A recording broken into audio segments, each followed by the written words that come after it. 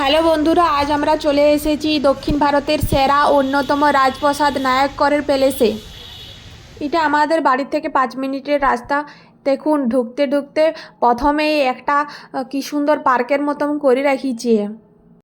এরপর একটু যাইয়েই ডাইন দিকে টিকিট কাউন্টার। সাধারণ মানুষের জন্য 10 টাকা আর ফরেনিয়ারের জন্য 60 টাকা করে লেইয়ারা।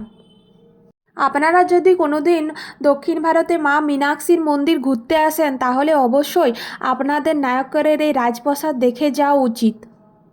এই প্রাসাদটি 17 শতাব্দীতে তৈরি হয়েছিল এবং 16 শতাব্দীতে রাজা নায়কগড় এটির কাজ শুরু করাইছিলেন।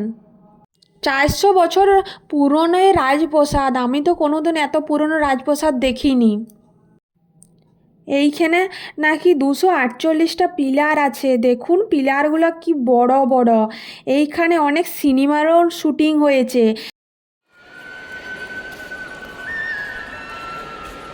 এইখানে একটা শর্ট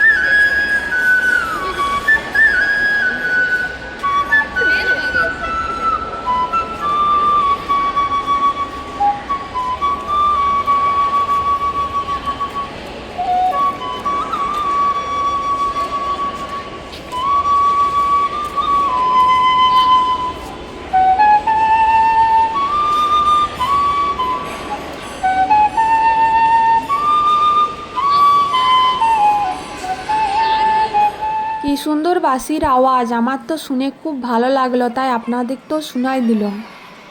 16 শতাব্দীর পুরনো এই যে রাজার সিংহাসনটি, তার সাথে এখানে আরও কী সব রয়েছে, যাই হোক আমি এগুলো সবগুলো নাম জানি না, আবার তামিলে লেখা আছে, বুঝতেও পারছি নি। এখানে তো রোজেই অনেক অনেক লোক আসে আর ফরেনিয়াররাও আসে। তবে কি জানেন তো, এই যে 400 বছরের একটা হিস্ট্রি আর এত সুন্দরভাবে এরা এটাকে মেনটেন করে রেখেছে, এটাই বিরাট ব্যাপার। যদিও 400 শতাব্দী ধরে এই রাজপ্রাসাদটিতে অনেক সংস্কার আরও অনেক কাজ এখানে করানো হয়েছে, কিন্তু তা হলেও এই প্রাসাদটি খুবই সুন্দর। আপনারা এসে দেখে যেতে পারেন। আর রাত্রিবেলায় এখানে মিউজিক অ্যান্ড লাইট শো হয়, যেটা আপনার মন কেড়ে নেবে।